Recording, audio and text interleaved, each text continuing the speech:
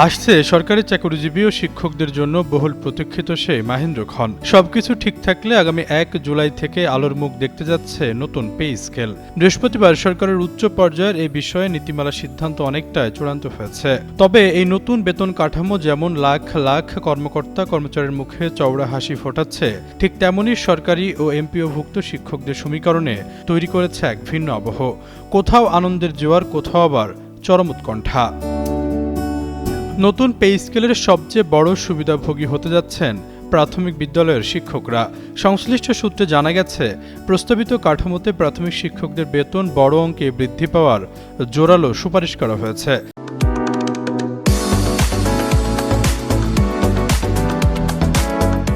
বিশেষ করে ১৩তম গ্রেডের শিক্ষকদের বর্তমান মূল বেতন ১১,০০০ টাকা থেকে বাড়িয়ে সরাসরি দ্বিগুণ করার প্রস্তাব করা হয়েছে। এই প্রস্তাব পাশ হলে প্রাথমিক শিক্ষা খাতে এটি হবে ঐতিহাসিক এক মাইলফলক। সুপারিশ অনুযায়ী নতুন পে স্কেলে সরকারের নিম্ন ও মধ্যম স্তরের কর্মচারীদের জীবনযাত্রার মান উন্নয়নে বিশেষ নজর দেওয়া হয়েছে। ১১ থেকে ২০তম গ্রেডের কর্মচারীদের জন্য বেতন বৃদ্ধির হার তুলনামূলকভাবে বেশি রাখা হয়েছে। একই সঙ্গে তাদের টিফিন ভাতাসহ অন্যান্য আনুষঙ্গিক সুযোগ সুবিধা ও ভাতা বাড়ানোর বিষয়ে ইতিবাচক পরামর্শ দিয়েছে কমিশন।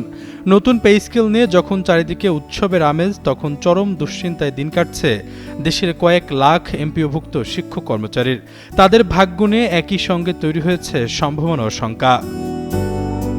নবম পে স্কেল পুরোপুরি বাস্তবায়ন হলে এমপিওভুক্ত শিক্ষকরা আদৌ নতুন হারে বেতন ভাতা পাবেন কি তা নিয়ে এখনও সুনির্দিষ্ট কোনো ঘোষণা আসেনি। অবশ্য এ বিষয়ে অর্থ মন্ত্রণালয় ও পে কমিশনের একাধিক সদস্যের সঙ্গে যোগাযোগ করা হলে তারা কিছুটা আশার বাণী শুনিয়েছেন।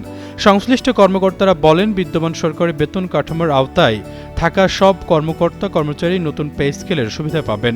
সেই সূত্র ধরে বেতন বৃদ্ধির পাশাপাশি অন্যান্য ভাতা ও সুযোগ সুবিধাও নতুন কাঠামো অনুযায়ী ধীরে ধীরে সমন্বয় করা হবে। আশরাফুল ইসলাম, যুগান্তর নিউজ।